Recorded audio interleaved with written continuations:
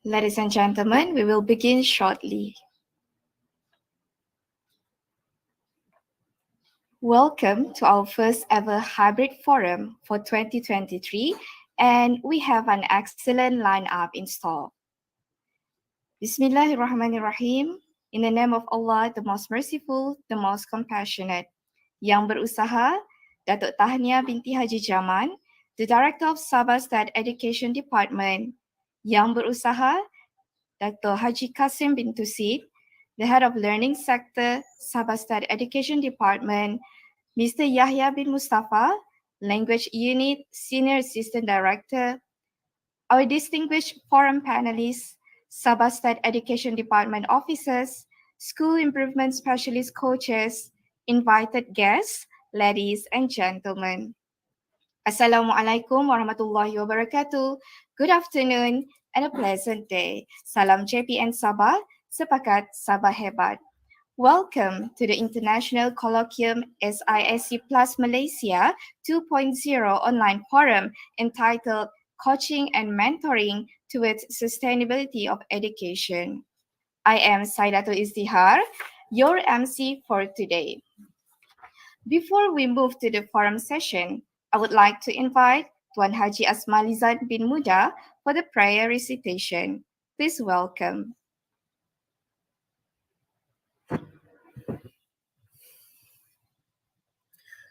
Bismillahirrahmanirrahim.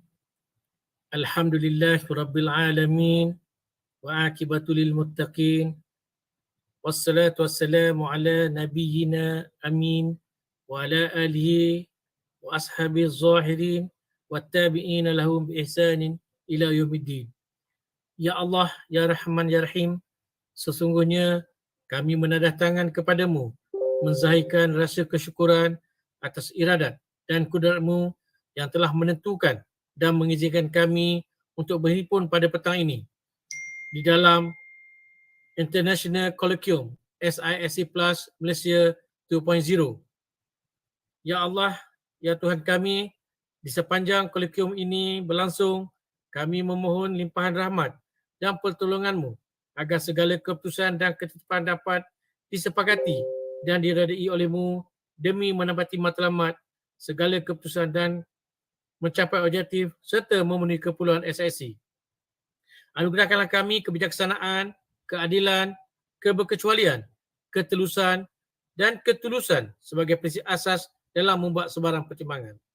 Ya Rahman, Ya Rahim, Ya Wadud, Ya Rauf, sesuai dengan slogan keramat, sepakat Sabah hebat. Satukanlah hati-hati kami, eratkanlah perpaduan serta mahabbah dalam kalangan kami. Padukanlah tenaga dan usaha kami dalam mencapai cita-cita murni agar terus disanjung tinggi ke arah pendidikan yang diberkati. Ya Zajalal wal Ikram, jadikanlah colloquium ini sebagai satu wadah yang memusatkan ilmu yang berkualiti lagi cemerlang, unggul dalam keredaanmu ya Allah. Lindungilah dan jauhilah kami daripada anasi-anasi negatif yang boleh mencemar imej kami dan peliharakanlah kami supaya sentiasa memperoleh kesejahteraan, keredaan dan keberkatan ya Allah. Rabbana ighfir lana dzunubana wal ikhwanina allazina sabaquna bil iman wa la taj'al fi qulubina ghillan lil ladzina amanu Rabbana innaka ra'ufur rahim. Rabbana atina fid dunya hasanah wa fil akhirati hasanah wa qina azabannar.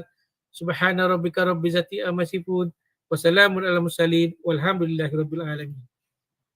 Taqabbalallahu minkum. Amin, amin, ya Rabbal Alamin. Thank you for the prayer recitation. Ladies and gentlemen, I would now like to cordially welcome and introduce our distinguished forum panelists for today. Today we have with us Professor Dr. Lee Kean Wah, Professor of TESOL, Director of Research and Coordinator of M.Ed TESOL, University of Nottingham, Malaysia. And we also have Madam Jasmane Frans, the Community Manager of T4 Education from South Africa. Please welcome Mr. Jussi Kainulainen, the Pedagogical Director at City of Rovaniemi, Finland. And last but not least, please welcome Dr. Ng Kee Chuan, the Educational Consultant, Council of Education from Wesley Methodist Schools, Malaysia. Today, we are very fortunate to have an excellent lineup of experts who will be discussing and bring us to explore further. First, the role of coaching and mentoring in providing a clearer methodology for professional teacher development. Next, the differences or similarities between good coaching and mentoring practices and good coaches. Then we will also be discussing about the role of a coach and the best method to align or realign coaching and mentoring goals. Ladies and gentlemen, before moving further, I would like to explain a few reminders and procedures of today's forum. This forum is divided into 2 sessions featuring 4 speakers and a moderator to elaborate the topic. Each panelist will be given 15 minutes to speak uninterrupted. The moderator may ask 1 to 2 questions to the panelists after each speeches. After all speakers have provided their thoughts, a question and answer session will be conducted via hybrid method, either from a live audience and questions asked online, which will be coordinated by the moderator. The questions will be directed by the moderator to the appropriate panelists unless specifically mentioned by the person asking the question. Now, I would like to introduce our forum moderator for today, Madam Devi Shazia Devi Alyudin, the SISC Plus from PPD Tuaran. And we also have our note taker, Madam Nurasiba, the SIC Plus from PPD Kuantan. Ladies and gentlemen, we will now start the forum. Without further delay, I would like to invite Madam Devi Shazia, the moderator of today's forum. Please welcome. Thank you, Madam Saidato. Good afternoon, respected guests and audience. Welcome again, everyone, to the second forum of International Colloquium SISC Plus Malaysia ICoSM 2.0 for the year 2023. Welcome. I'm Debbie Alyudin, and I'll be serving you as your moderator for this forum. Ladies and gentlemen, the topic of the forum this afternoon is coaching and mentoring towards sustainability of education. As we know, coaching and mentoring are 2 different sets of conduct, but combined, both would have a significant impact in ensuring the sustainability of our education. There are many questions and opinions regarding coaching and mentoring these days, coming from educators, SISC Plus, coaches and mentors of various fields, schools and stakeholders. Some are skeptical, others are believers, and a few are indifferent. Therefore, members of the audience, please follow the forum closely as each panelist will slowly but surely present the basics, the hows and what are of today's topic. In this forum too, we will take different angles from various scopes shared by each of our panelists. Respected members of the audience, again, we are very lucky as we have 4 panelists today, each with their expertise and experience in this field. Welcome to each one of them, and we are very lucky to have them sharing on their views and opinions on what coaching and mentoring are all about. Thus, let us bring you straight to the forum. I would like to invite the first panelist, Professor Dr. Lee Kean Wah.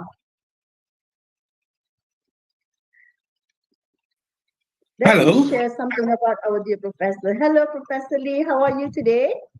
I'm fine, so fine. Nice to meet you, Debbie. Long time no see. Hi. Same here. All right, let me share something about our Professor Lee. He is a professor of TESOL, Director of Research and Coordinator of MA TESOL School of Education, Faculty of Arts and Social Sciences, University of Nottingham, Malaysia. He holds a PhD in Applied Linguistics from University of Lancaster, a very experienced educator, Vice President and Treasurer of PACOM, Pacific Association of Computer Assisted Language Learning, authors of more than 80 articles, book chapters, and books on teacher professional development called an ELT. experienced PhD supervisor with 10 successful PhD and 50 postgraduate students. Has more than 23 years teaching and training, TESOL or TESOL teaches in higher education institutions and 15 years teaching English in all levels of basic education. Moreover, an editorial board member and guest editor of special issues of a number of Q1 and Q2 journals in education and language teaching and learning. Other than that, Professor Lee has been a mentor and coach to his junior colleagues in guiding them professionally in their research, publications, and granted applications in both his former university, which is University Malaysia MS, and his current university, both in his capacity as the Director of Research, Deputy Head of School, and Head of TESOL Program. Welcome, Professor Lee. Professor Lee, are you ready to share? I am ready. Yes. Right, to begin with a question, how do coaching and mentoring provide a clearer methodology for professional teacher development? And what's the status of coaching and mentoring currently in Malaysia? Right. All the floors are, yes. Okay, so do I answer your question first? Okay, I think mentoring, coaching and mentoring, or mentoring and coaching, whichever way you want to call it, it is a very important part of teacher professional development. So for anyone to progress in the profession that they are in, it is really important that a climate or an environment where mentoring and coaching, or coaching and mentoring, is being provided. And as anyone, I've been in this profession for a long time, but I wish when I started my career, there is such a clear thing on mentoring and coaching given to all of us. I think if that is done, it will help us to progress much better, and obviously give us the impetus to remain in the profession. So I think it's very important, and it is published and well documented in literature why coaching and mentoring, it is seen as the most fundamental of teacher professional development. Right. Thank you, Professor Lee. So in order to understand better of coaching and mentoring, I'll let Professor Lee explain to us what are those two items, right? Coaching and mentoring. Yes, back to you, Professor Lee. Thank you. Thank you so much, Debbie. So what I will try to do as the first speaker is to provide an overview. The first thing what I will do is I will try to unpack the key terms. Now, there are a few key terms. Primarily, the first two will be coaching and mentoring.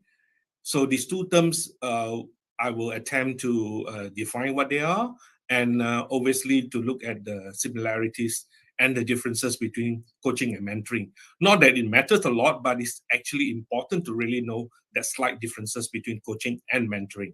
And of course, I will then go on to talk about sustainability in education, which is a very big term nowadays, particularly in higher education, where a lot of emphasis are given to SDG, Sustainable Development Goals, and that's the same thing in I guess in all countries in the world, very much following this UNESCO announcement that SDG is going to be the way forward. So I will be attempting to try to situate coaching and mentoring within the sustainability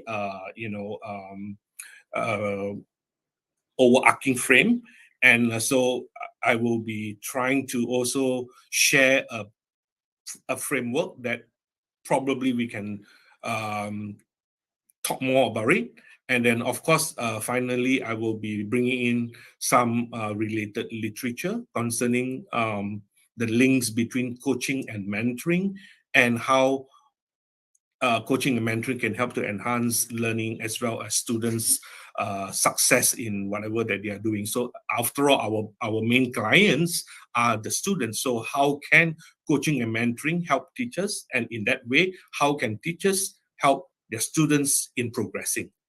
So without further ado, I will start off by trying to unpack what exactly is coaching, mentoring, and sustainability in education. Firstly, coaching is a confidential process through which two or more professional colleagues work together to reflect on current practices, expand and refine and build skills, share ideas, as well as teaching one another and conducting classroom research or solve problems in the workplace. That's the definition given by Robbins.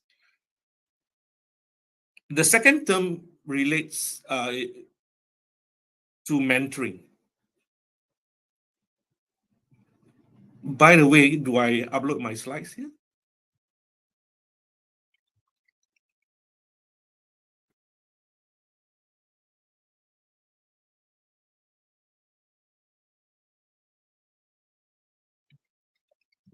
Right, Professor Lee, the slides are up. Yep. Yes. Okay, 1 minute. Okay, sorry.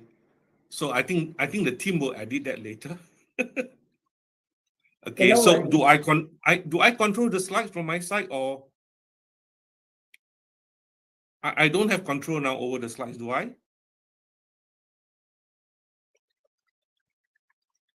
Debbie? We can have our technical team, technical officers for this. It'll be nice if I can control from my side, actually. All right. Professor Lee, the technical officers will be controlling all the slides for you. Okay, right. Yes.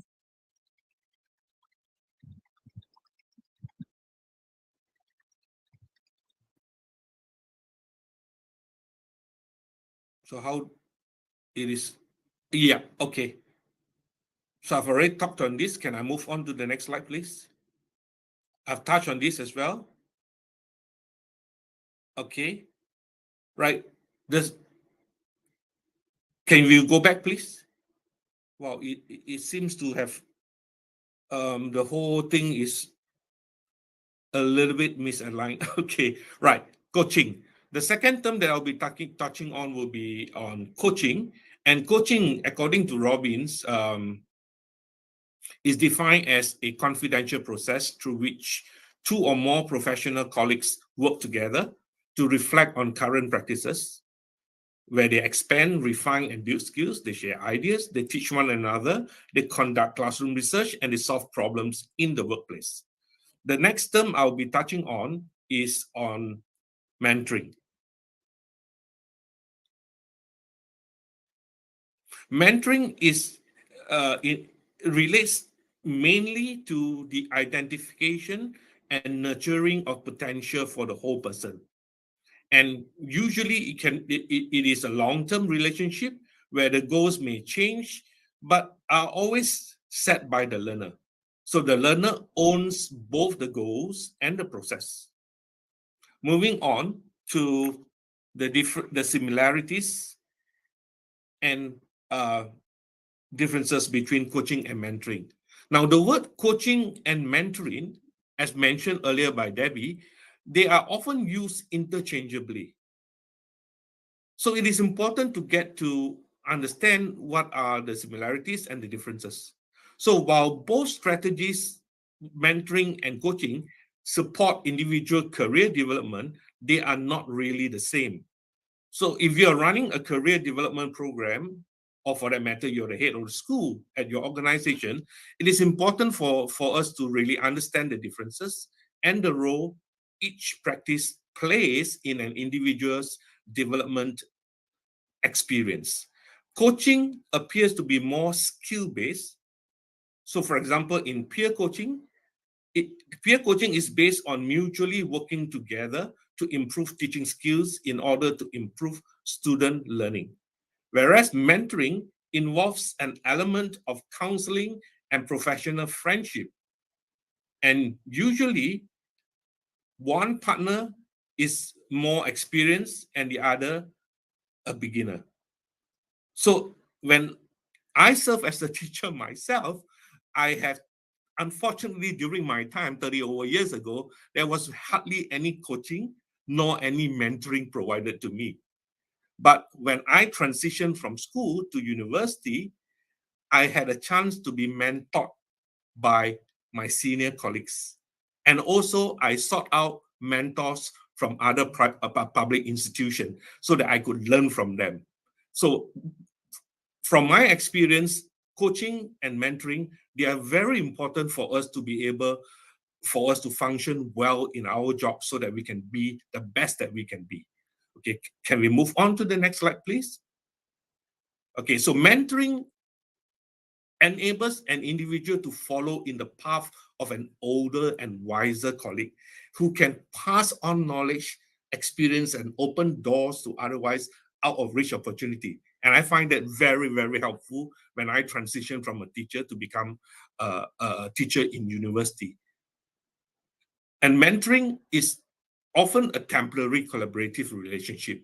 There's no particular set date, but usually it is temporary collaboration, and it involves, is based on the relationship between an experienced teacher or a master teacher and a novice or a new teacher.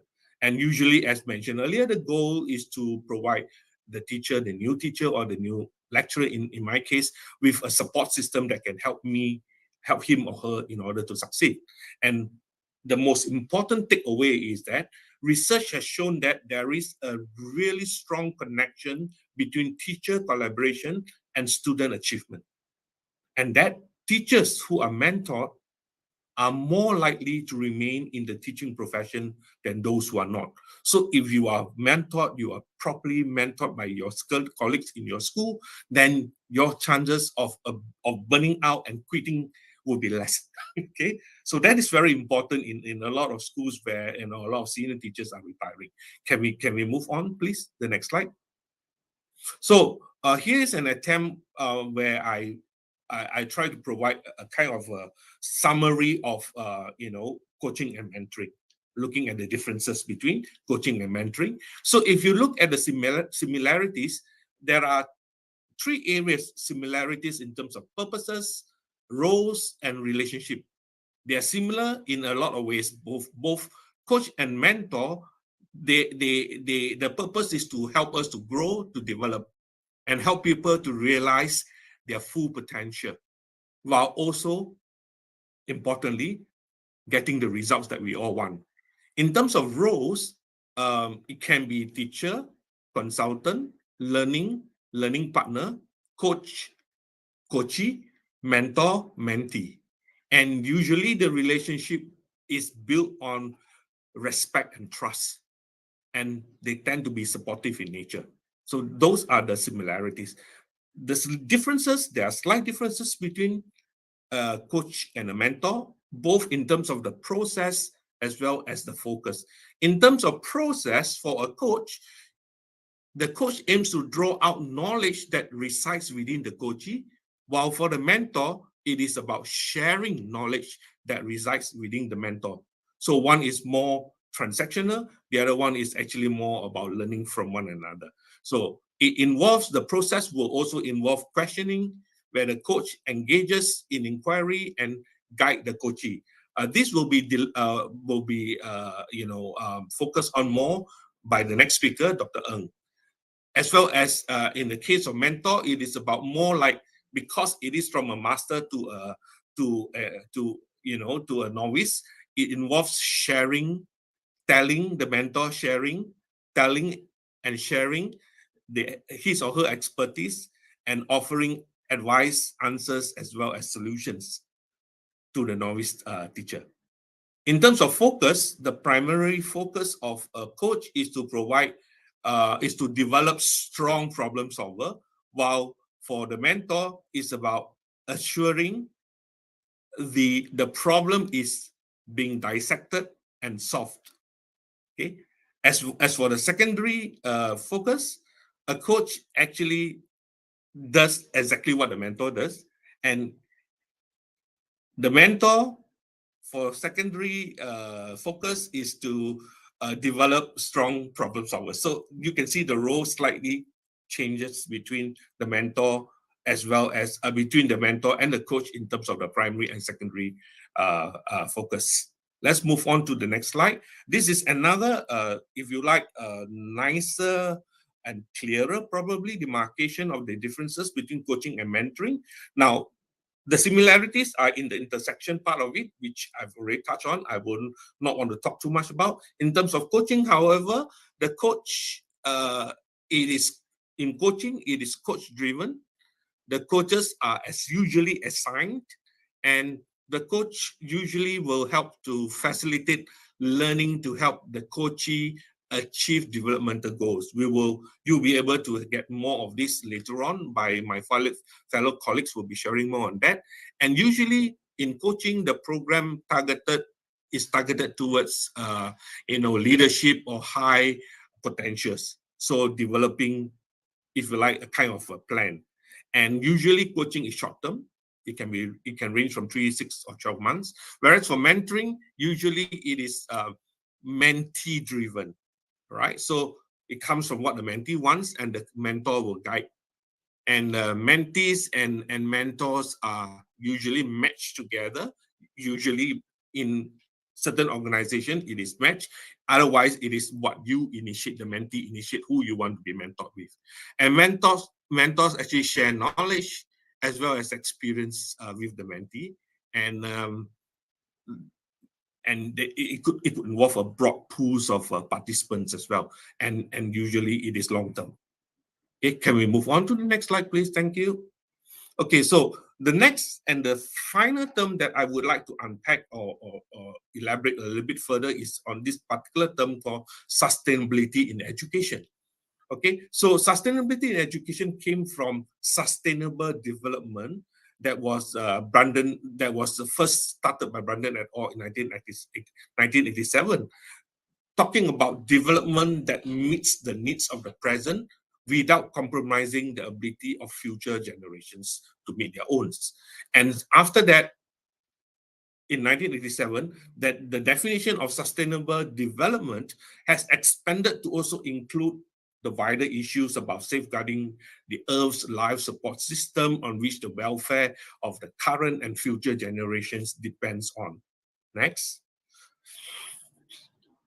Then the term for education for sustainability, or EFS, also known as education for sustainable development, becomes something like, now we all know it is a priority across sectors globally.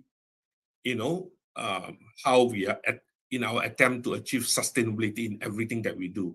And according to UNESCO, ESD, or Education for Sustainable Development, empowers learners to take informed decisions and responsible actions for environmental integrity, economic viability, and a just society for present and future generations, while respecting cultural diversity. And at the same time, it is about lifelong learning, and it is an integral part of the important theme for quality education.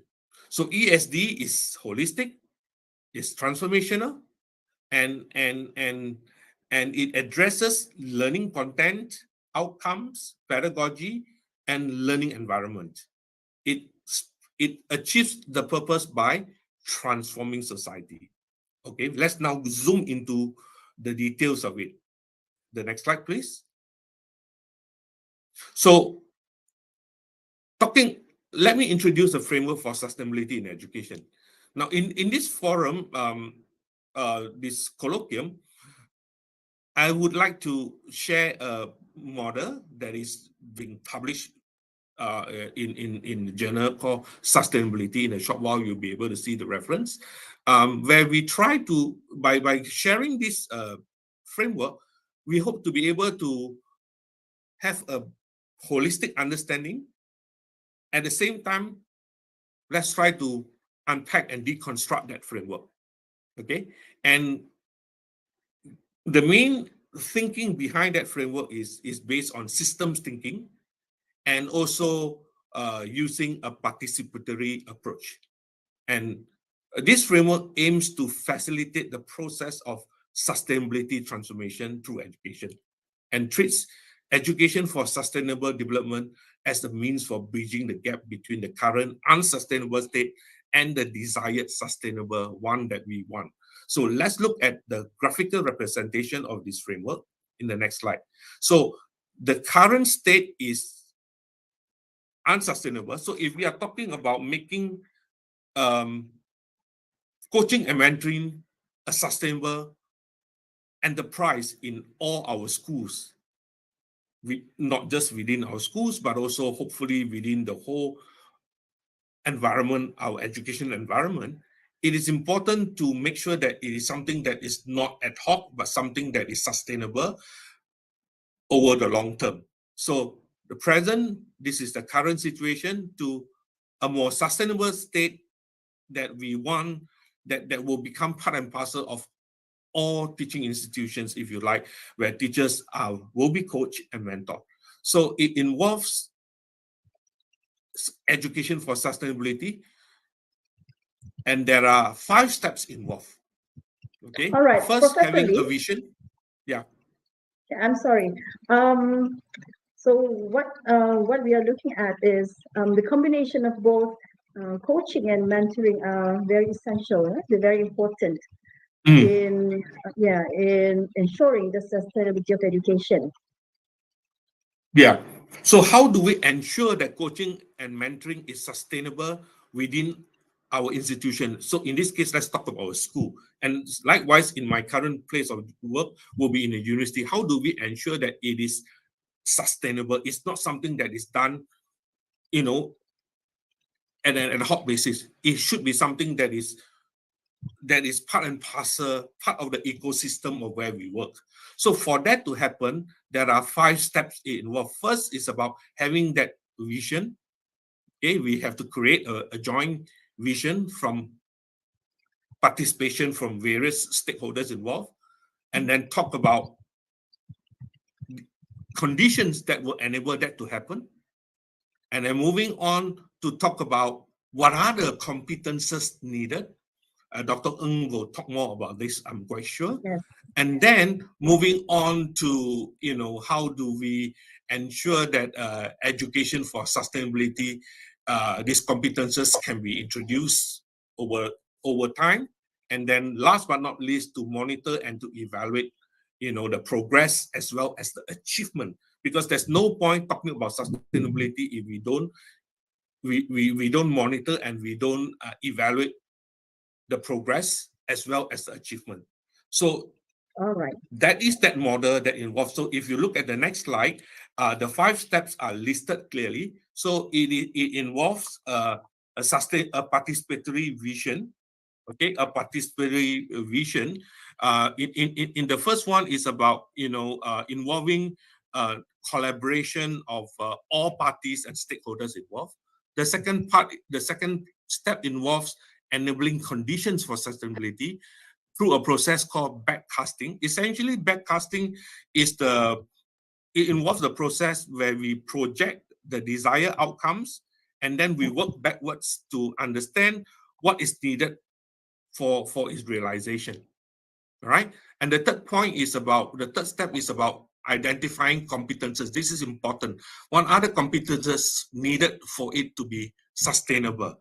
So this would involve essentially looking at the vision, because we have seen the vision, we have established the condition. So it is important to define what are the knowledge, the skills, the behaviors, and the attitudes that would affect or that makes up the competences needed to ensure that learners can develop to what we hope that they will be able to attain. And then putting them, yeah. So having the competences, the next thing is to put them in place of pedagogies and strategies to help the development of these competencies. So identifying the competences, next, how do we achieve that? Through pedagogies and some of the strategies that we can train our learners. And then obviously the last point, as I mentioned, is to monitor and to evaluate, to have monitoring and evaluating indicators that will help to inform us as well as to guide us in terms of the state and the progress towards sustainability. So that essentially is a model. It's a complicated model. You can read about it, but it is essentially involved these 5 steps. Okay, Debbie, your question, please. Right, thank you, Prof. Lee. I think we have to move to the second panelist, but as I can summarize here, as we know, the foundation in understanding something, which is very important. And here we've heard from Professor Lee the differences and roles of coaching and mentoring, which is essential, whereby we learn coaching would be more transactional and mentoring would be learning from each other, right? And the combination of both coaching and mentoring will give the greatest effect, which is the sustainability of education.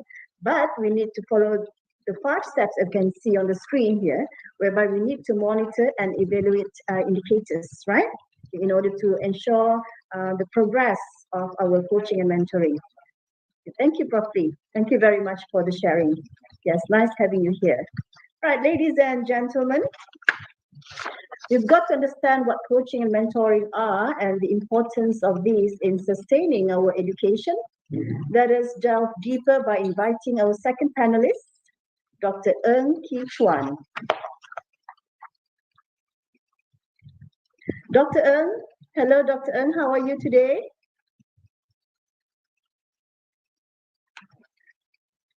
Maybe Dr. Ng, we need to unmute your mic. Thank you, Debbie, for reminding. Yes. I'm doing well. Thank you very much. Nice having you here. Right, so we've heard from Prof. Lee, but before that, I would love to share some background of Dr. Ng. Dr. Ng is an education consultant with Council of Education, Wesley Methodist Schools, Malaysia.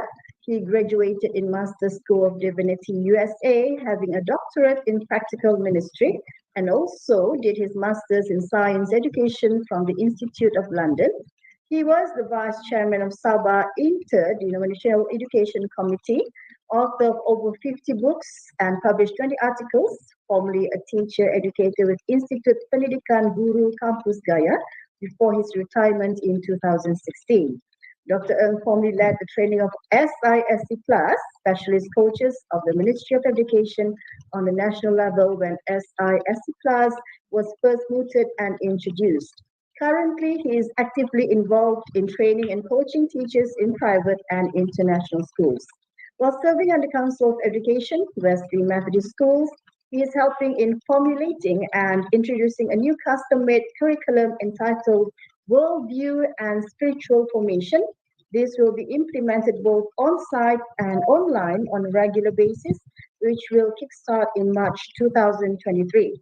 So, dear audience, let us have Dr. Ng Kee Chuan. Welcome, Doctor. Thank you, Debbie.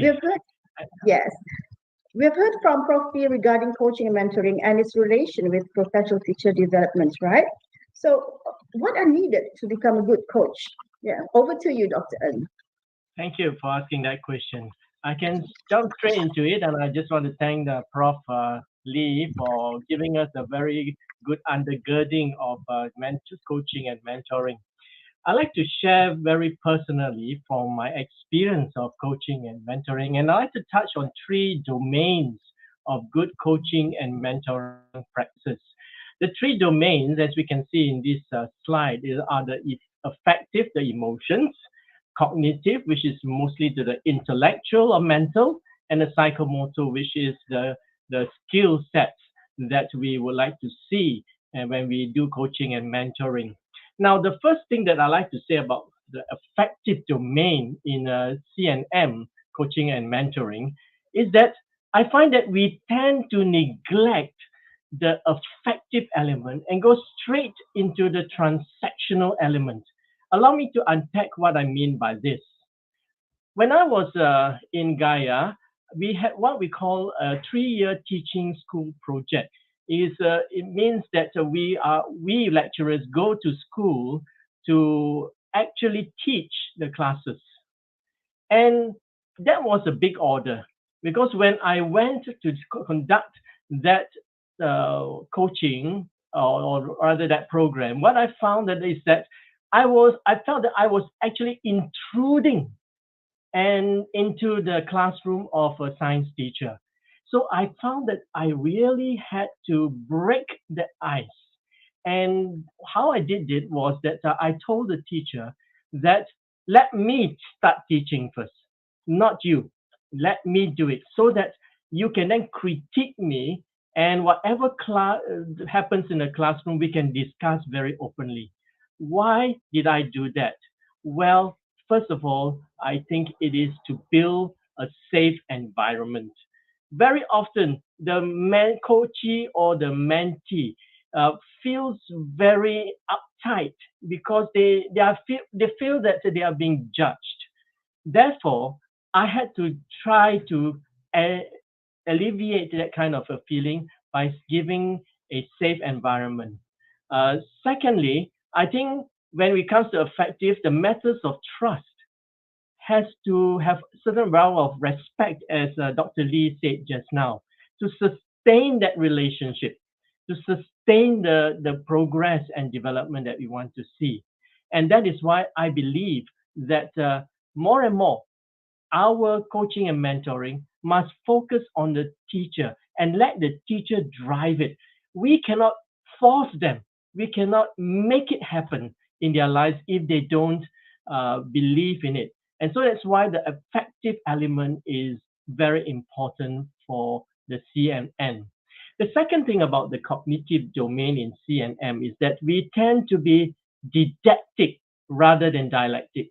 Whereas the first part, we want to go straight into business, and here is where the actual business is. So instead of going transactional first, let's go to the trust element and then move on to the cognitive domain in the CNM. So here in the cognitive domain, I find that my own tendency is that as a coach or a mentor, I tend to be more didactic. That means I tell them what to do rather than dialectic. Rather, dialectic is more like a discussion, a dialogue that happens between the two parties. And I like this little diagram. It's not my original, but I plucked it up from somewhere in the internet. The left hand side is more of the mentee or the whereas on the right side is the mentor or the coachee and the coach. So you find that our job as a coach or a mentor is to unravel the thoughts in the mind that is rather muddled. And teachers can tend to be muddled because there are so many things that are happening in the classroom. And that is why, as coach and mentor, we can help unravel and make it more understandable to them. I remember when I was a trainee teacher in IPG Gaya, what I did was maybe perhaps not so normal, but what I did was whenever I had a school and I had several students, teacher trainees, I would bring them both into the classroom to watch with me. Whether it's 2 or 3 or 4, they will all come into the classroom. I will record it with my iPad, and then we will sit down, as you can see in this picture here, and we will watch the segments of snippets of the lessons. The first thing I would do is I would ask the teacher who taught it to critique. And the critique is not so much on themselves, but on the students. Observe whether your students are actually studying and are they active. Not so much whether the teacher is active or teaching. Every good teacher will teach and will be active in the classroom. That is a given. But more importantly is, are the students actually engaged? Are they learning? Are they involved in the learning and teaching process? And after the teacher has critiqued and seen from our point of view because of the recording, then we'll ask the other trainee teachers to comment. So by the time everybody comments, I will probably have only 1 or 2 more points just to add on. And so that's done. That's what was done during that time. And so what I find is that the skill that we want to dwell on here is the cognitive, is with regards to the matters of beliefs. If a teacher does not believe in something, they will not carry it out. They will carry it out when you arrive at their doorsteps. But that's not what we want. As we have learned, we want sustainable development. We want sustainable progress. We want sustainable changes that happen. And that is the greatest challenge in our education system. Something that is sustainable, that will last. It's not just because somebody came to observe your classroom and then you apply it. No, it must be something that you believe in as a teacher, and our role as coaches and mentors is to help them do that. And I find that I use these three questions: the clarifying questions, the challenging questions, and the concluding questions. The clarifying questions is when I ask, what do you mean? We must be clear on terms and what we are thinking about. For example, when I was mentoring or coaching some students, trainee teachers, I asked them, oh, do you think group work is important? And they said yes. And I said, what do you mean by group work? Is it traditional group work? Is it cooperative lessons? Or is it collaborative lessons? There are three different things. And so what do you mean clarifies the terms. Challenging questions then ask about the basis, the reasons in which they think a certain method should be implemented. Yes. So how do you know that? How do you know that group work is important? So we ask the basis for which they believe in something. And this is very important. We need to spend some time on that. And then the conclusion is, why is this important to implement in my classroom? That is a question that we can ask. So there you have it. You have the affective or methods of trust, the cognitive, which is methods of beliefs, in which then we move on now to the next area, which is the psychomotor domain in the CNM. Now, over here, I want to share with you something very important. We tend to be diagnostic rather than solution focused. I made this same mistake when I was a coach, because I believe that we have to really identify the root cause. And that is important. Unfortunately, we can tend to spend so much time being diagnostic that by the time we do identify the root cause, we run out of time and energy. And so we don't look for good solutions. So we tend to be diagnostic rather than solution focused. Now, in saying this, I'm not saying that it is not important to be diagnostic. We need to be diagnostic. But let us not just dwell and give so much time in diagnostic endeavors until we run out of time. I know we have to balance between rigorous research and also rigorous academic considerations. But we need to balance it off by the pragmatic that sustains the change, that sustains that development that Dr. Lee has introduced to us so much. So here we find, I think, when it comes to skill sets, when we want to build skill sets for our teachers through coaching and mentoring, we need to consider matters of abilities that is more solution focused rather than to be diagnostics per se. And this solution focused approach concentrates on a few things, especially in exploration questions. I really believe coaches and mentors need to master this art of asking right questions, especially solution-focused questions. So I learned this from Kenneth Kwan, who is a corporate coach in Singapore. You can check it out in the Deep Impact online, or you can just type on YouTube Kenneth Kwan. He does very good, succinct and short, presentations on different areas of coaching. But here it is. He gave us, first of all, some diagnostic questions that we normally use. For example, it says, tell me what the problem is. What is causing the problem? How long have you been experiencing this? What are the other things that make it so difficult? How do you feel when you can't achieve this? Tell your teacher, then just keep trying harder. Why do we tell them just keep trying harder? Because we run out of time. Run out of time to dwell on solutions. And so just keep trying harder. So those are diagnostic questions. Solution-focused exploratory questions are different. Now we focus on solutions. we kind of understand what some of the problems are. We don't have to be exact 100%, but when we then go into the solutions, we will find that the problems will become clearer, and the solutions that help open up these problems will make it even more clear in the long run and in the final analysis. So here there are some questions that you can ask in a solution focused exploratory way. What are the results you would like to attain or obtain? So we're asking them to look at the solution. What results do you want to see when you apply a certain step or a certain technique or method? Then you ask on a scale of 1 to 10, what is your progress? What is needed to move 1 point up? Now, why is this question very important? It's because when we ask teachers to improve and develop and progress, sometimes we ask them to jump too far.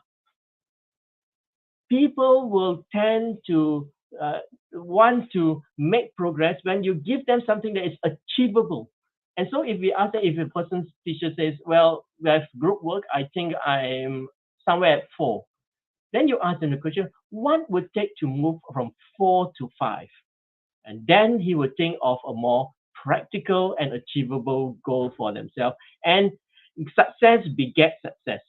The next question is, what resources can you use? Who can help? So we ask them to think, what is available now? You don't have to look too far. Look at what you have now. And who are the people who can help you to attain this? How can you overcome the obstacles?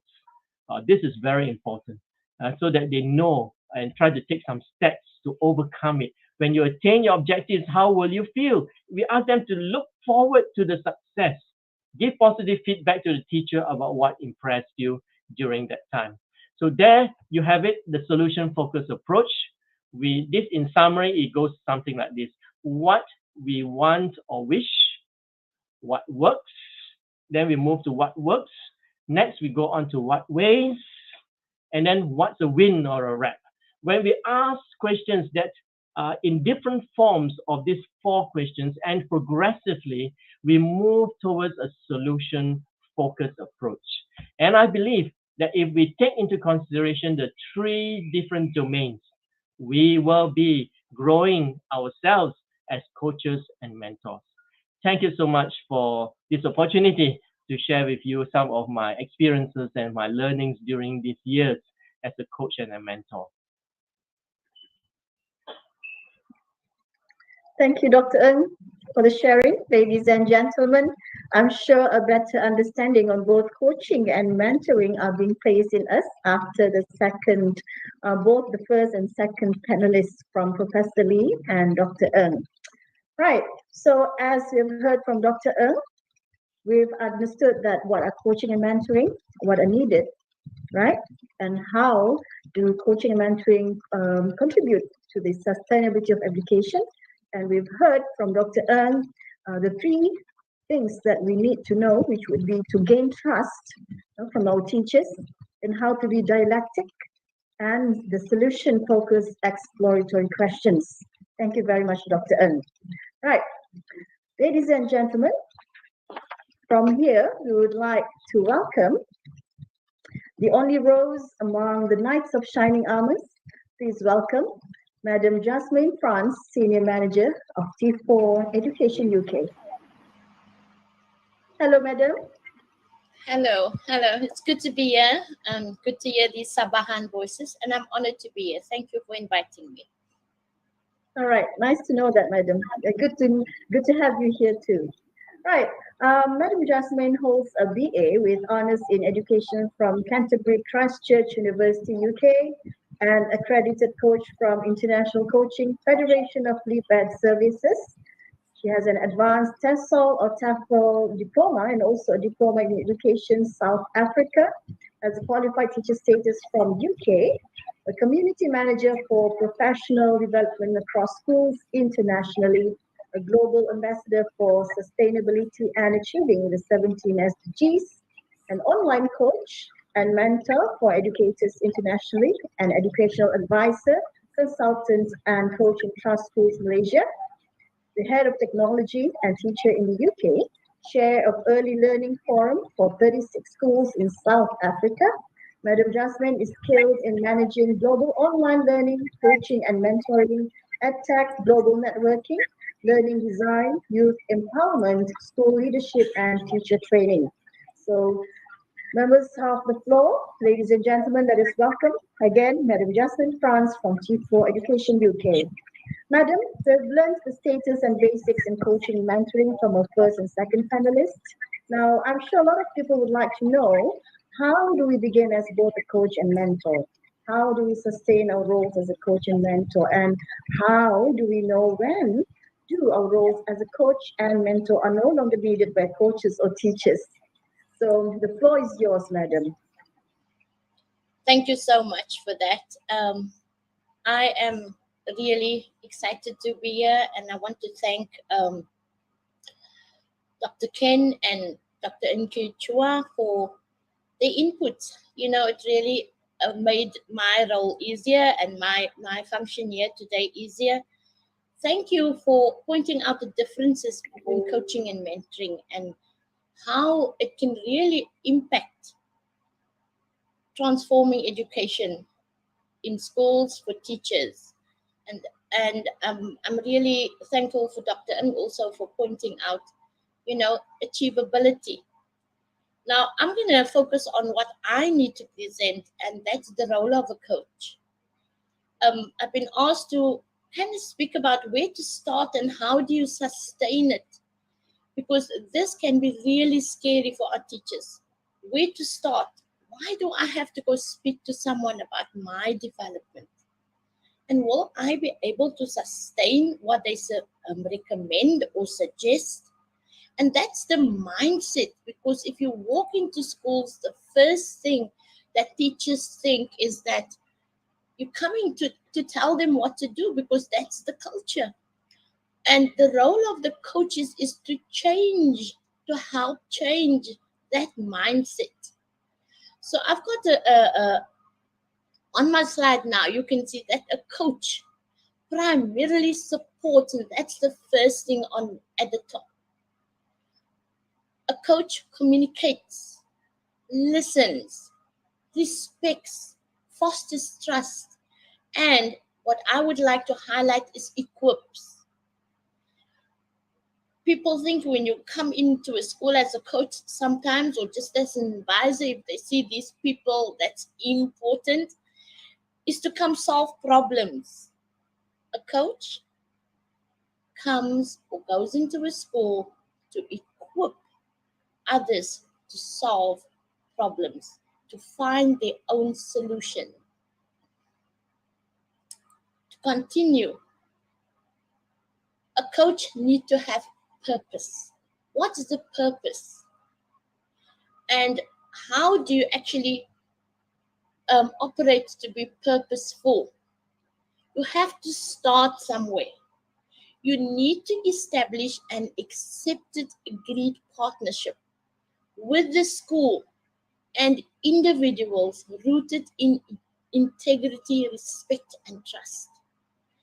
If you walk into a school as a coach and you're not accepted there, and you have not reached an agreement with the school leadership that you are going to be a coach, you may as well just turn around and leave, because you're going to be discussing issues that teachers are having with education, with professional relationships, with making progress.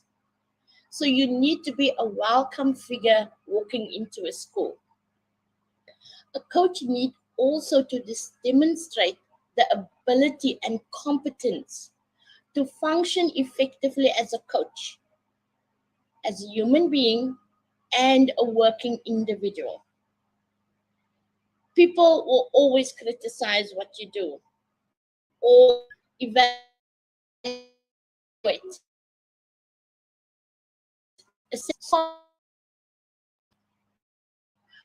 I want you to touch on how you actually conduct yourself professionally for development. So you have to demonstrate how you conduct yourself, how you communicate with people, how you respect people, and how you work, how you organize.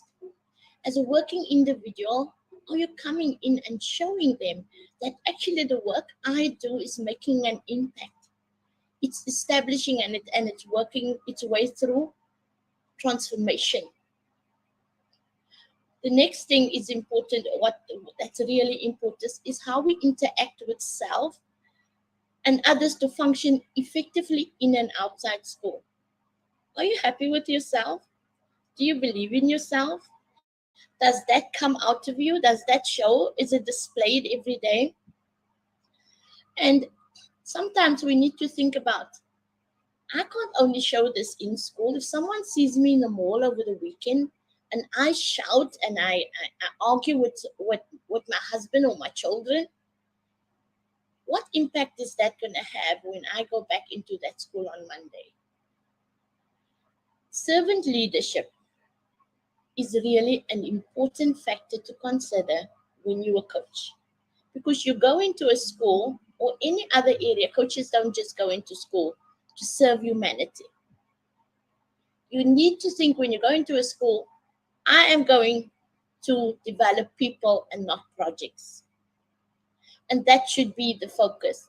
That will actually increase achievability because they will feel that they matter, their voice matter.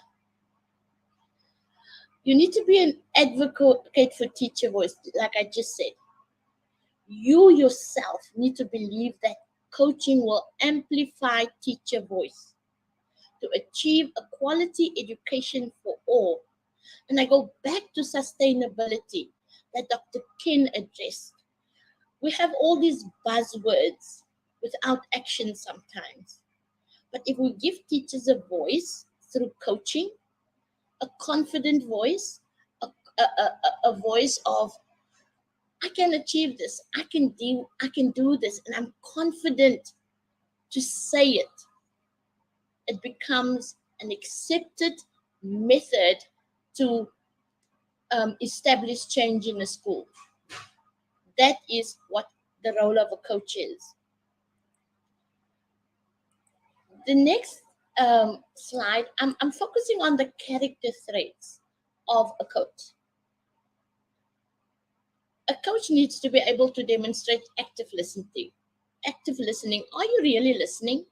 If you're a coach, sometimes you listen, but you're actually not. You hear. So active listening is important. If you have listened to an issue about coaching, answer that question or relate to that question, respond to that issue. A coach cannot come in and say, I have done the same thing, or I experienced the same thing. You're not there to come and tell teachers how you have solved your issues. You're coming as a coach to help them, to support them to solve their issues. A coach needs to be able to demonstrate empathy.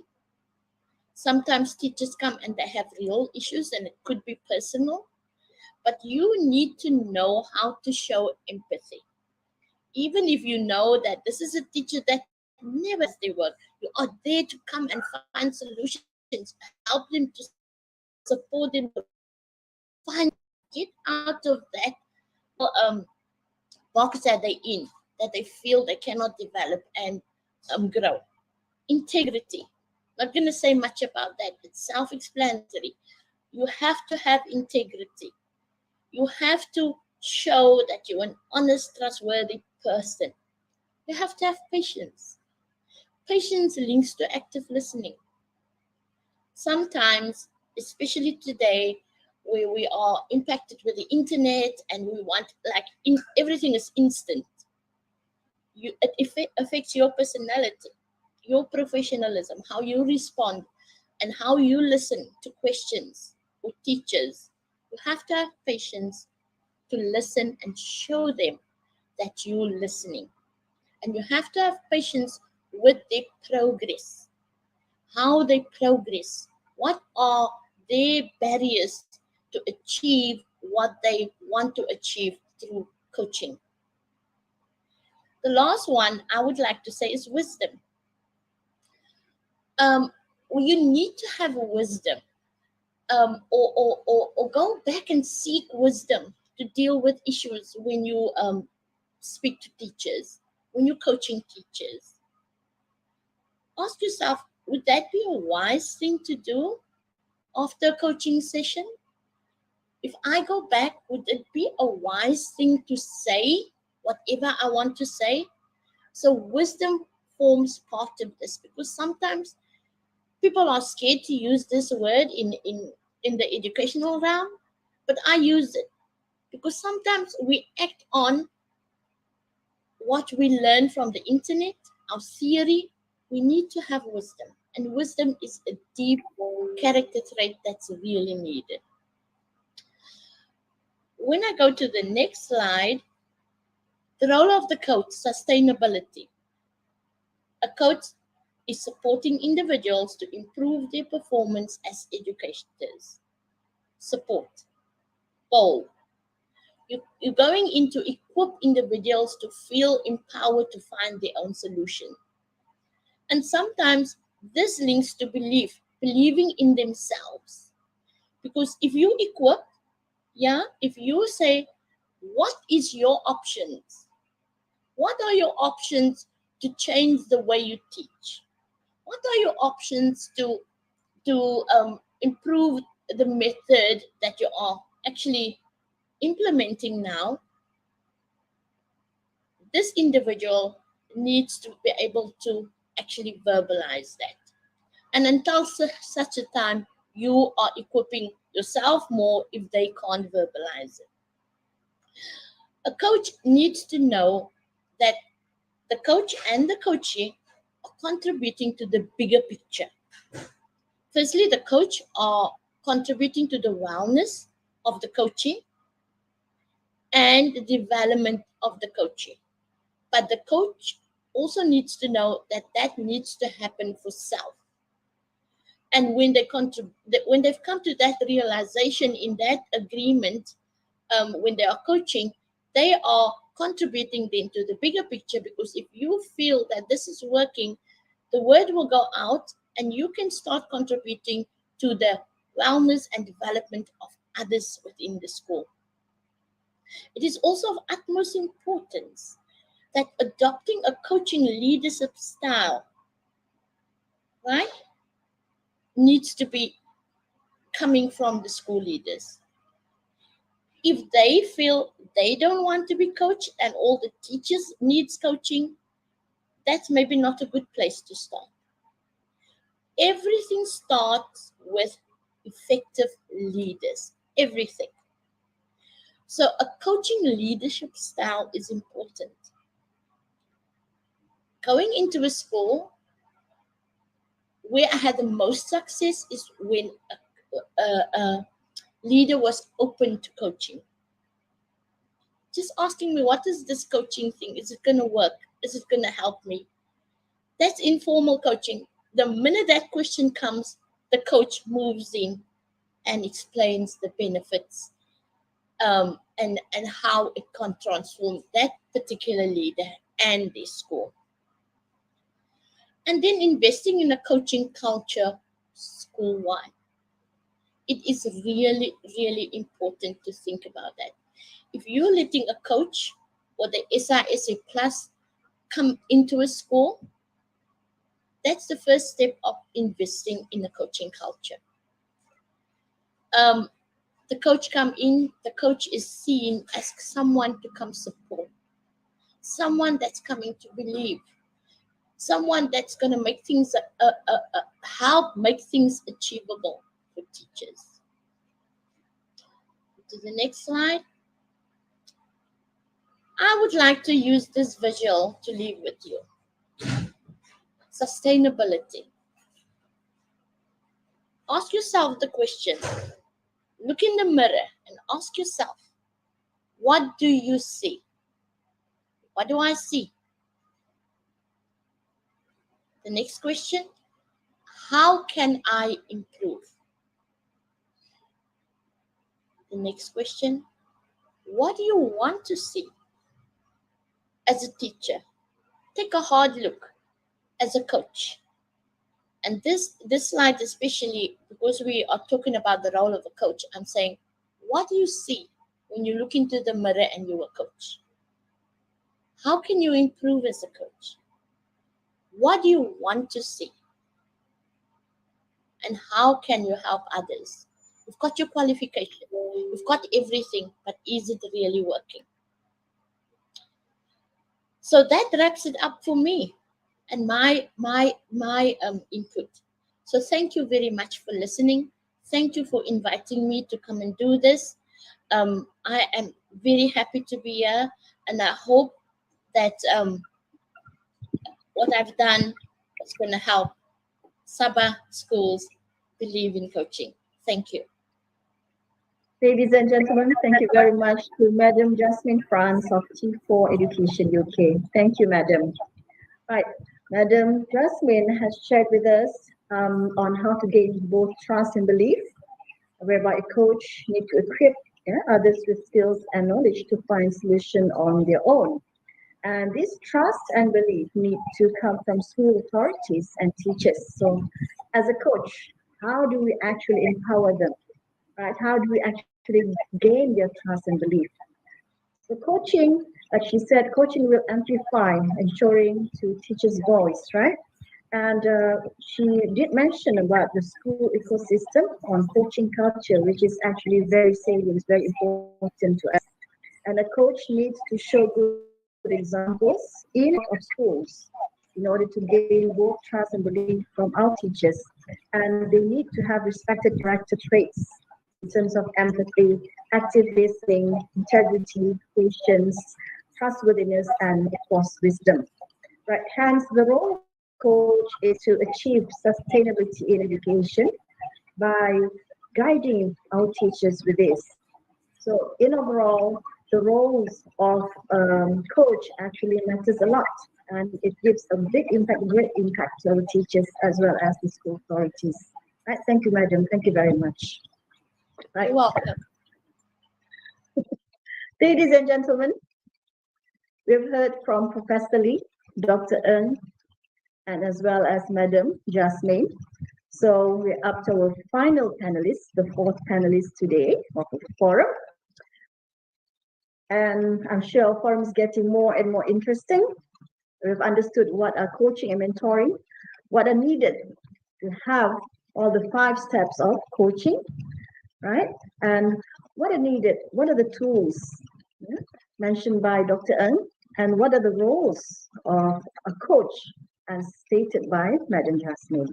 So as for the fourth panelist, I'm sure we'd like to hear more. I would like to bring in our last panelist. Please welcome Mr. Jussi Kainulainen, Pedagogical Director, Department of Education, City of Rovaniemi, Finland. Welcome, Mr. Jussi. Thank you very much. Terima kasih. Sama-sama. Terima kasih. Right, let us all get to know our fourth panelist. He's a holder in Master of Arts and Education holder from University of Oulu, Finland. Holds a STEM teacher qualification from University of Jyväskylä, Finland, as well as the principal qualification from the Finnish National Board of Education, Finland. He was an EPA program manager under EduCluster Finland in Abu Dhabi, United Arab Emirates for 6 years. Worked as a development manager, Department of Education, Kokkola, Finland for 2 years. Was in Vientiane, Laos under its Public Information Specialist, United Nations Development Program, UNDP Laos, and also a STEM teacher and vice principal Finland for 8 years. Mr. Jussi was a senior education lead with Lip Ed Services in Papar District, Sabah, within 2016 and 2020. Currently, he works as a pedagogical director in Rovaniemi, Finland, supporting and developing public, private, and secondary education. What more, he's got his own mentor, as mentoring is one of the key elements in principal and teacher professional development in Finland. So let us all welcome Mr. Jussi Kainulainen.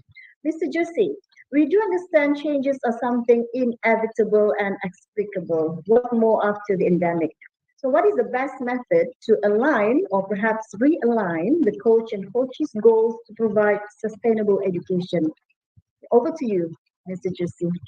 Thank you very much, Debbie. And you forgot the most important part of my career. I was a teacher for 10 years, so that's my heart is still in the education and with the children, and that's in the center of all what I do and what all we should do. So, and I remember when I was a newly graduated teacher, and the students asked me questions, and I said, I don't know. I said, I don't know the answer. And they're like, you are the teacher, you should know. I said, no. It's not a good teacher or a coach or a mentor who tells the answers. It's the journey, the process that we live together hand by hand, finding the solutions. Like, I mean, I feel really privileged to be in last panelist and listening Dr. Lee, Dr. Ng, Jasmine. I mean, I have nothing more to add. They have so much experience and explain perfectly how the coaching and mentoring should be done. So, but in the end, why we do it is for the children. And I had the privilege to work in Malaysia for 4 years, and I saw the schools and the teachers and principals and the administrators, and I truly feel. I think it was mentioned somehow. It was in all the three previous panelists. They mentioned that it is bigger than life. It is embedded of what we do, and in the end, it comes how we approach people. How we. Are you professional at your work, or like Jasmine said, if you're outside the work in your mall with your family or your friends, that's the key thing. Okay, it is, as mentioned also with Dr. Lee and Dr. Ng, it's important to know the theory, it's important to know the background and be aware. And I think being aware of the things is one of the key things if you want to change anything. You don't need to give the answers, but you need to be aware of what's happening. And then everybody's an individual, so you need to find the way what to do. And let me try to put my slides over here so you can hopefully see it. Can you see it now? So the coaching and mentoring, I think in my mind, there is a slight difference between coaching and mentoring. And I think Dr. Lee in the beginning very well explained what are the similarities and differences. And I do believe in that. And the coaching is when somebody is actually a degree holder, or that you have a CISC, or you have a diploma as a coach. Then in the mentoring, it's more like with the peer level. You can actually be mentoring. It's you go for you go for copy after your work with your colleague and you discuss. That's mentoring already. You share. You share. There's no right or wrong answers. You share everything, your professional things with your colleague. That's how it works. And one thing when we talk about sustainability, I'm not going to go that deep into the coaching and mentoring because it was really well presented earlier. But to make it sustainable, and one key thing in being sustainable, it's also that no school system can be better than your teachers. So one big thing in Finland, what we do is the mentoring the new qualified teachers to ensure that they stay in the profession, they stay in that school, because it takes time. If you play tennis or you play golf, nobody will assume that I started today. Today I decided I start to play tennis. Nobody will assume that you are the master today. You will win the Grand Slam today. No, it takes years, hours, thousands of hours of practice. And same thing is with coaching. Same thing is with mentoring. Same thing is with teaching. You need to continuously practice to become better and better.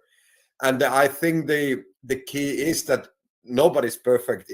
There's always room for improvement, and we need to always remember that. Actually, I'm lucky. I'm even actually next week, I'm having my mentor. Even I'm a pedagogical director, I have another pedagogical director in the other city in Finland. So I will be having a mentoring session with her. So in Finland, we truly believe in that to keep the people in the profession, keep the professional development going. I think the coaching and mentoring is really strong. And again, like Jasmine said, what it takes to be a good mentor or being a good coach.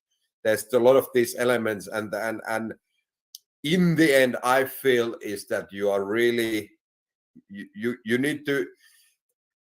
I was in one training when they said that when you're a leader, you first you need to lead yourself, then you lead your family, your friends, your people near you, and the third step is when you're actually leading someone else. So I think as a coach and mentor, you need to be fine with yourself. You need to understand yourself before you can do it for someone else. And I think I can see from the panelists before that they all share the passion for education, and I think that's wonderful to see. And I've seen it in Malaysia. I see it in the Sabah that they are really great teachers. They have the passion. They are really doing their best, and they are really willing to learn new things. And I think in when we go for the sustainability for the school transformation or any education system, that is the key. When the teacher voice was mentioned by Jasmine, it is really important that we listen to the teachers and we listen to the people who are actually doing the work. And I think, I don't know, some of you might know, Finland has been ranked very high in the international the assessments of maybe one of the best education systems in the world. Yes, that's true. We were as surprised as anybody else when the results came, because we never aimed to be number one in the world. We aim to be the best education system for a country called Finland, people who live in Finland. So it is always a cultural issue as well. If I bring the Finnish education system in Malaysia, it won't work, because it was made for Finland. It is really important to understand the local environment, the local settings, the local culture, everything. And then you can maybe you can learn a few things from Finnish system. Maybe you can learn some things from other countries. You know, there's a lot of good things happening around the world, but to make it sustainable and good, you need to understand the local settings. And I think that's like a localization of everything. That's key. And the other thing in Finland, we don't have this top-down mentality. Let's say we usually like look at our curriculum, national core curriculum, in after every 10 years. There's always teachers and principals are included. They are invited to the working groups. So we get the ownership by involving the people. If you know, like I said, if I can come and like, okay, I bring the Finnish curriculum and I take it to the Malaysian Ministry of Education, I say, okay, take this. And they take it to the schools, nobody will listen. They said, oh, who's giving me this? I have no idea what it's all about. It is all about getting the ownership, teacher's voice again. And I think in that way, the mentoring, coaching is a really powerful tool. There's been researches that what is the most powerful thing when you want to improve the schools, it is the teacher collaboration.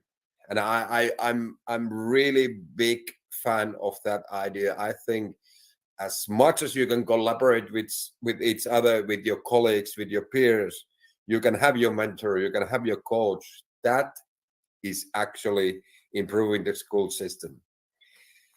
I was mentioning about knowing the culture, and actually I heard this from someone else telling me that first you need to lead with your ears, because when you're a leader, and as mentioned earlier, that if you are a coach or if you're a mentor, that I think it's in a human nature that we are so tend to give solutions but not listen what is really the issue over there. So I think the key is that first, just there's a reason why God give you 2 ears and only 1 mouth. Use these 2 more than this one. So listen what the people are doing, learn what they are doing, what is really the issue, and then you can maybe find the solutions together. So I think this is something that I'm quite talkative, but I'm still trying to learn this, and hopefully one day, it's a lifelong learning. I'll get there. And in the end, I think it was already mentioned that I think everything what we do should have an impact. We should not be too scared of trying new things, because the world changes, the society changes, everything changes, but we should not be afraid of that. We should feel like confident that, okay, let me try new things. And then you need to be very careful of, is it making any impact? You can try a new thing, but if it's not working, so why are you doing it? I always said when I was working in Sabah with the teachers and the principals, I said, okay, show me what you're doing. Then my question was always, so what's the impact? Is it having any impact? Are the students more happier? Is the learning improved? Then it's fine. If it's improving, then it's fine. But if nothing is happening, then why we are carrying on with the old practices that it might work 20 years ago, but is it still working? So this is something that I think we always need to keep in the back of our head, that what is the impact of really what we do? Because I think, and I think Jasmine definitely will remember the Nelson Mandela's quote, that what is the most powerful weapon if you want to change the world? It's education. So I think that is something that we need to remember. We are dealing with the future leaders of any country, and I was honored to be working with the Malaysian children and families and the parents and the teachers. So let's keep the education going, and I know we have a short time of speaking right now. I know we all, the panelists, we have the education background, so we could go for hours of this topic, but I hope you get some points from my part, and I really thank you very much, and terima kasih for this opportunity, and feel free to contact me later on and ask any questions if you have them, but thank you so much. Thank you, Mr. Jussi. Yes, such an interesting sharing, actually. I like when I heard lead with your ears. And this is something actually, it's something that we have forgotten. But it's true, you need to lead with your ears as a coach and mentor. You need to listen well to the issues, what's going on, in order to understand and in order to achieve changes. And as we know, mentoring is a culture in Finland, right? So Yes. if something doesn't give an impact, be ready to improve or change it.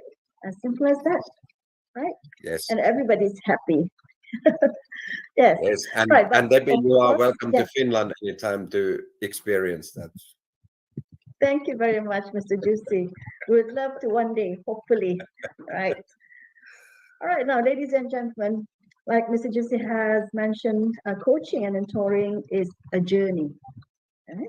A journey which teaches a teacher. So it's okay to not to be perfect. It's okay, it's all right not to be perfect, but we must be aware of those changes, of what's happening around us as an educator. Right, so what's happening around us would be coaching and mentoring, the transformation in education in order for us to achieve that sustainability in education. And also before this, I'd like to quote from Professor Lee, when he mentioned 20 or 30 years ago, as how Mr. Jussi has mentioned, there was no coaches and mentors to guide teachers and school authorities 20 or 30 years ago, which is true. And we are truly blessed today of the transformation in our education nowadays.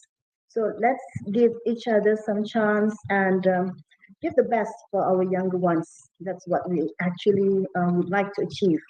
Right? Thank you, Mr. Jussi. Thank you for sharing. So we've heard from 4 of our panelists, from Professor Lee, hi, Dr. Ng, Madam Jasmane, and Mr. Jussi.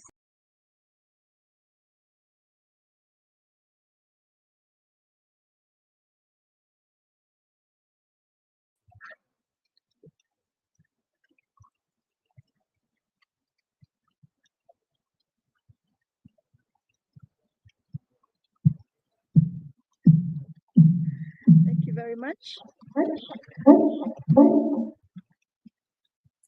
Ladies and gentlemen,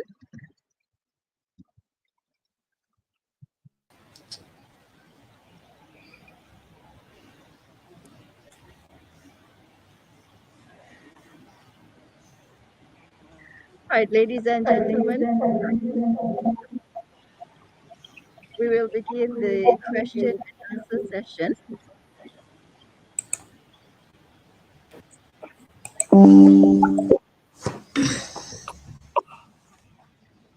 Hello, hello to the panelists. Right, to any members of the floor and the online viewers, you're most welcome to ask questions to any of our panelists here.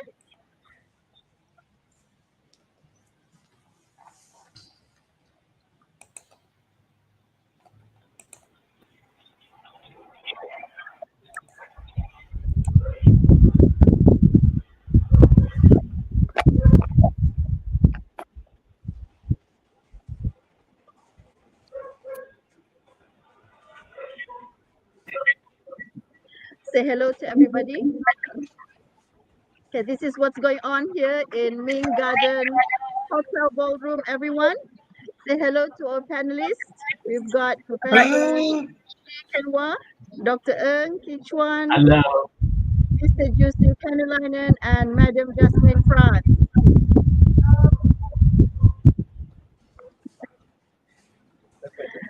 Okay, let's begin with a question and answer session. Sorry, this is my first time doing this live. Okay. Hello, I'm Nolena. Okay, and a coach from Kramat Education State District Education Office in Kuala Lumpur. My question now is coaching and mentoring. Anybody can answer, right? Sustainability of education. We are always talking about coaching teachers. What do you think about coaching our bosses? The ones that run the sorry, Mr. K. Yeah, I think my personal opinion, what do you think of addressing coaching and mentoring to the top guns? I'll answer that question if I may. And Yeah. beauty of coaching and mentoring. How do we address that? How do we go about doing that? Yes. Thank you. Anybody can answer. Okay. The role of the coach was assigned to me, and I think I've mentioned that it needs to start. Everything starts with our leaders. So when a coach goes into the school, the coach needs to start with the leaders. And cannot happen otherwise. And if the leaders actually are going to accept coaching as a culture, they would want to actually offer to be coached first. You will find many leaders when they are approached and when they are really serious about school development and the wellness and the development of teachers, they would readily say, I need this first. So there is no different package. It is just acknowledgement. Leaders acknowledging that if they want to become coaches actually in the future, they need to know how to coach. They need to be coached. Even our panel here, you see, Kainulainen, he's got a coach and a mentor, and he's the director of pedagogy in his country. Dr. Ng, he has a mentor and a coach. I'm sure Mr. Kean Wah, he's got a mentor and a coach. I have one. Absolutely. So it starts with leadership. And until such time leadership can acknowledge that, we're not going anywhere. I hope that answers your question. Good question. Good. Maybe I can just add on to that to say that every world-class player in any sport always have a coach. The coach is not better than the player, or else the coach will be playing himself. But the coach is someone who is able to give very good feedback, who is able to suggest new ways of improvement. And so that's why every leader should not be threatened whenever a coach is assigned to them. Because at that time when they are assigned, they should see it as a learning experience for themselves too as leaders. So we don't say, oh, because I've reached a DG something, yeah, those who are lower in the DG cannot help me in my work and in my leading. So bosses should be coached too, and that is why in the corporate world, coaches are paid a handsome money to be able to lead the leaders in their fields. And I think it should be the same when it comes to education.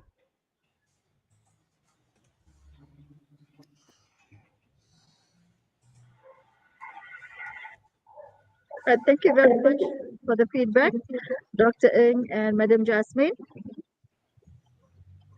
Okay, we'll wait for the second question from our audience here. Hi, Is. I'm too nervous. Okay, hi. I have two questions here. First one, as mentioned by our panelists, that for effective coaching, that we need to have the leadership conditions. So, but in my cases, like we are coaching the MLT, the middle leader teachers. Oh, it's weird to hear my own sounds. So, what happened to our coaching when the distributed leadership access is limited? I see the impact is very slow as compared to when I coach teachers individually. That is my first question.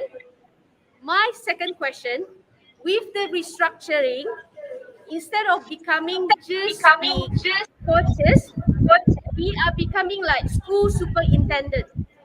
So how do we minimize the impact of being like the monitoring part that will affect our work as a coach?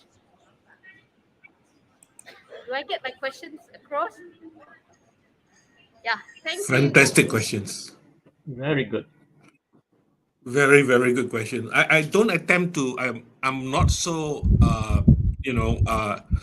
experienced in this. I think Jussi will be probably the right person. Jussi? Yeah, thank you. And yes, I agree. Very good questions. I think it's part of what Jasmine said, and then the first question we had, that how about the leaders? Because then when the principal or the head of the school is buying the idea and is behind whatever processes you have you develop in your school, then usually you tackle these issues with distributed leadership and the different types of things that you have in school.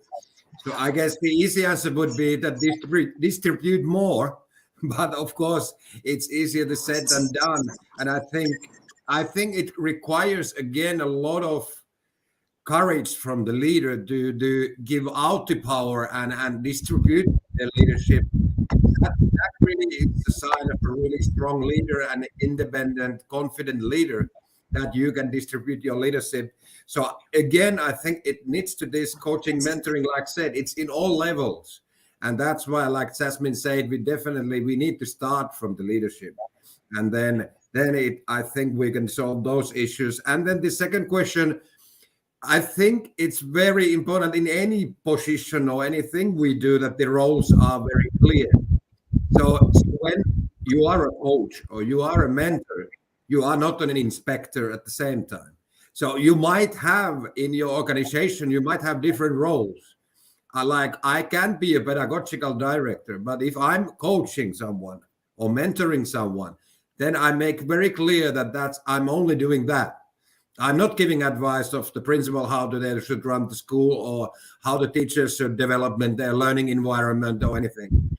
So the roles need to be very clear. And we heard earlier today that and all the actual, even all the terms we are using, what is coaching and what is mentoring and what are we doing? So the kind of setting in the beginning make it very clear that we all share the same understanding. And I think that will help.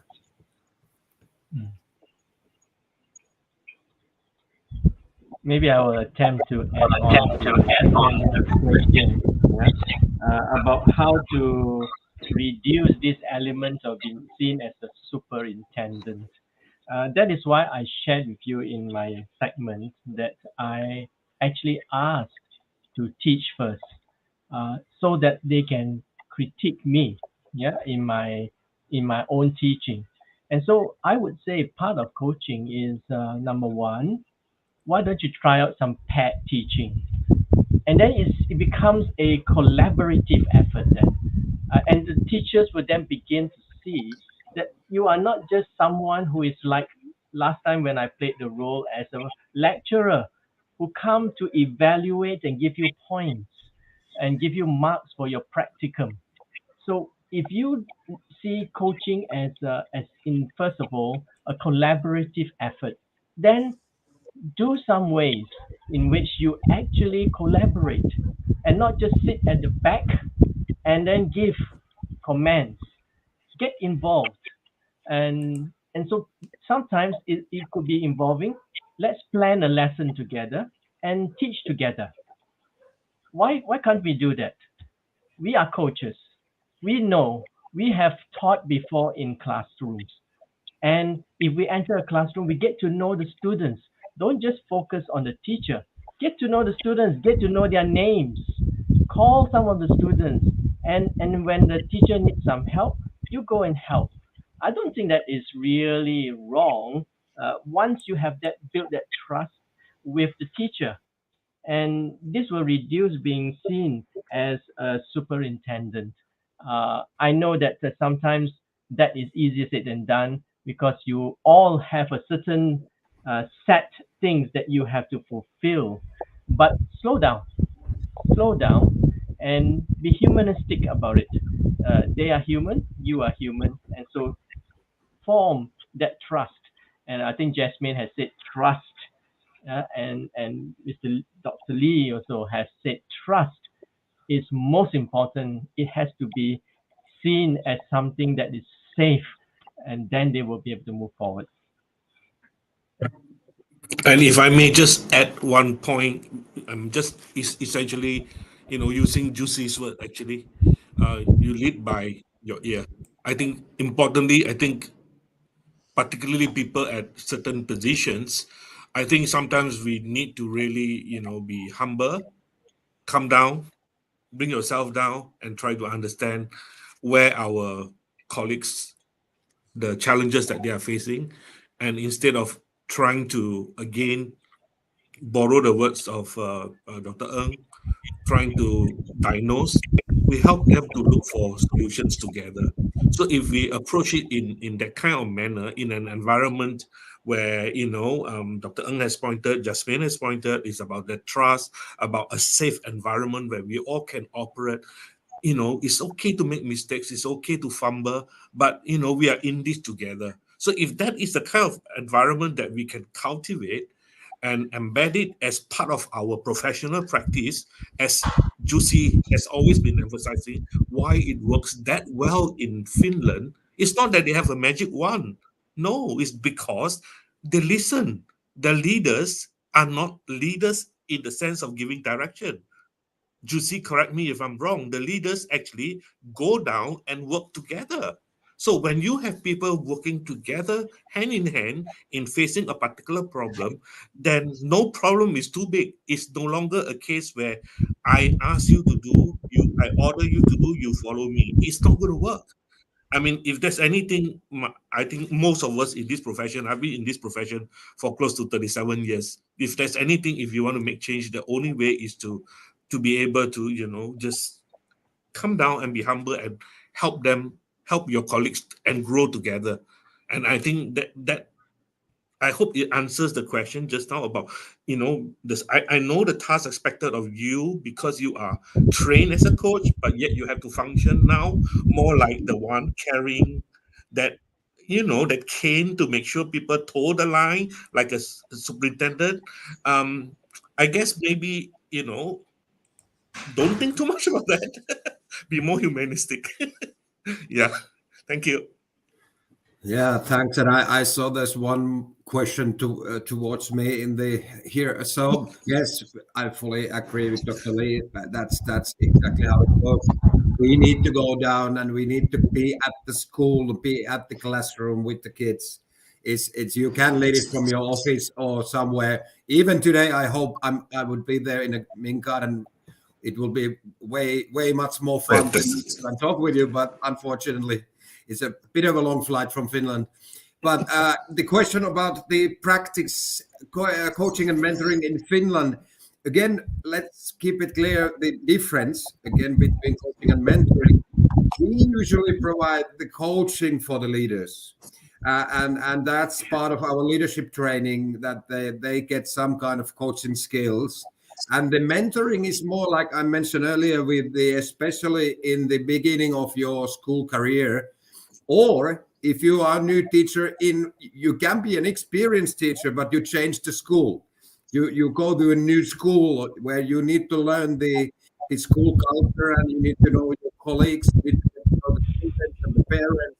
Let's not forget about the parents. It's very important to keep them involved with the school.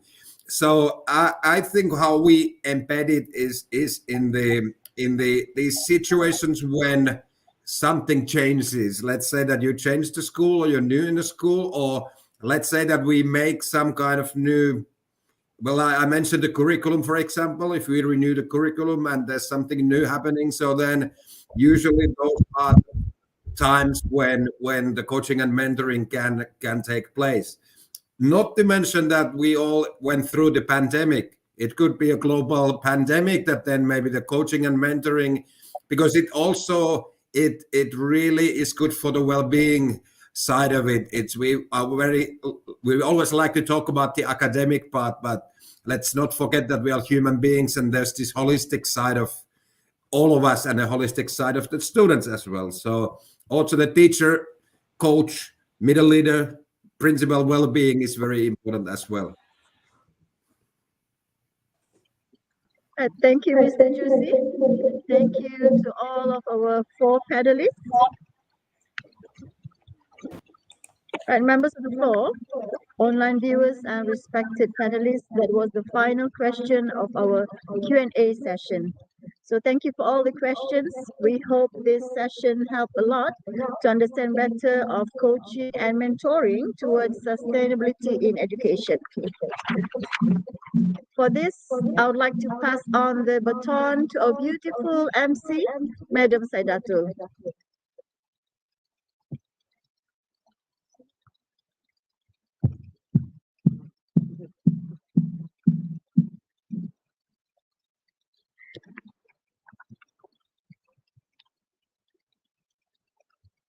Respected audience here in Ming Garden Ballroom and online viewers, all of the questions raised have been answered and explained by our panelists. We thank them for this.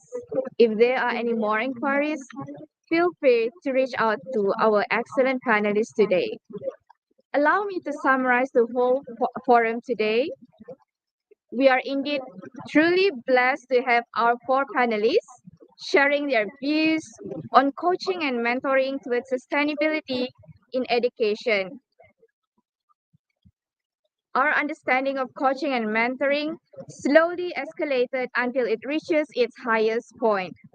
Hence, let me summarize the overall sharing from our kind panelists.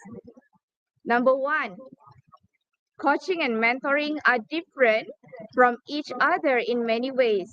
but when combined, both give a great impact to our coaches. Somehow we need to understand the roles a coach and mentor need to take up.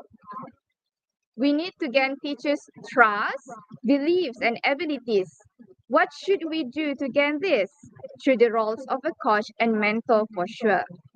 Understanding one's culture, too, plays an important part in ensuring the path of coaching and mentoring are on the right track, as well as finding and understanding teachers' needs will have a better coaching and mentoring.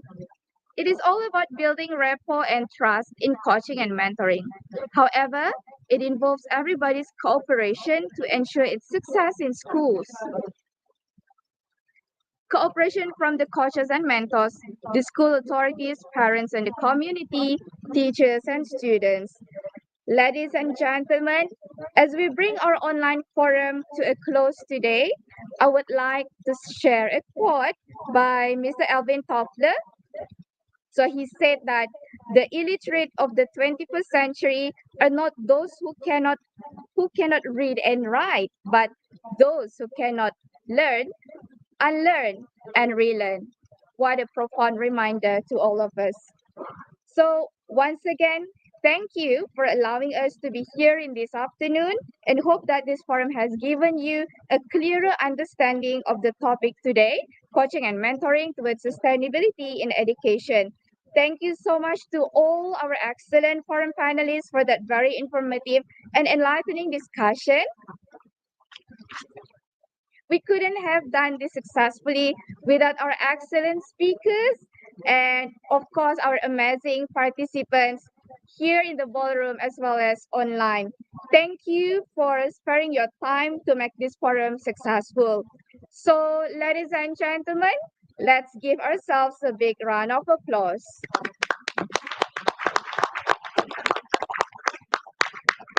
It is indeed our honor and pleasure to have all of you today. Once again, thank you. And we do hope you have gained a lot of knowledge and are as equally inspired by the sharing session. Thank you and Assalamualaikum warahmatullahi wabarakatuh. Terima kasih. Thank you so much. Bye. Thank you. Bye-bye.